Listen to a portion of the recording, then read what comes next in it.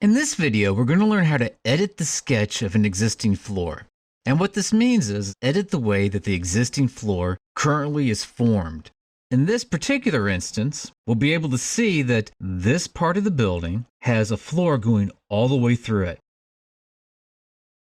Now there's two different ways that we can add openings to a floor. One way is to use what's called an opening object in the floor.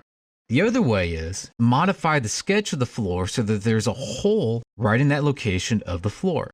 To accomplish this, we first need to select on the floor object. And we're on level 2. And honestly, selecting on this floor object could be easy or it could be difficult. The reason why I say that is that if you move up here toward the top, you may accidentally select on such things as the curtain wall or select on one of these exterior walls. And if we want to grab onto the floor, we can't just window around it because that won't select it.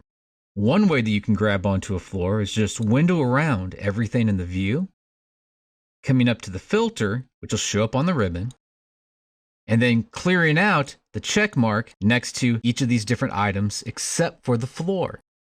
Then if you click on OK, you'll only have the floor selected.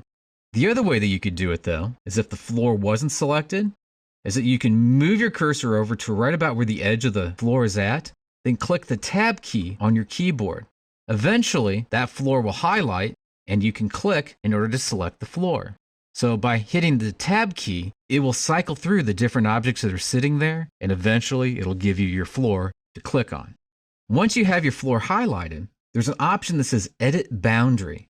If you select on that, you'll see these purple/magenta lines going all the way around where the floor's boundary has been at. At this point, if I selected on any of these lines, I could then delete it or modify it or draw in new lines, whatever the case may be. For this instance, though, I'd like to add a hole right in this area.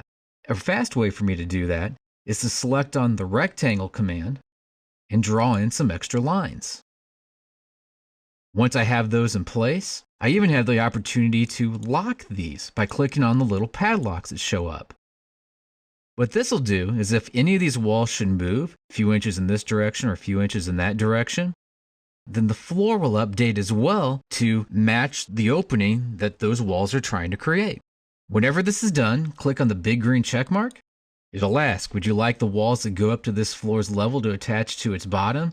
I'll say yes to that.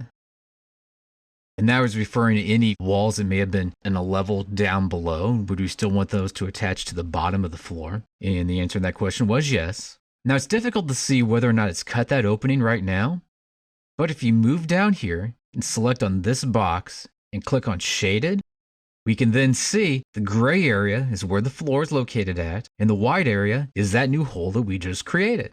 So if you ever need to make a modification to a floor, the first thing you need to do is select the floor. And you can either use your Tab key by coming over to the edge of the floor and hitting Tab until it highlights, or just window around the floor and then filter out everything but your floor object.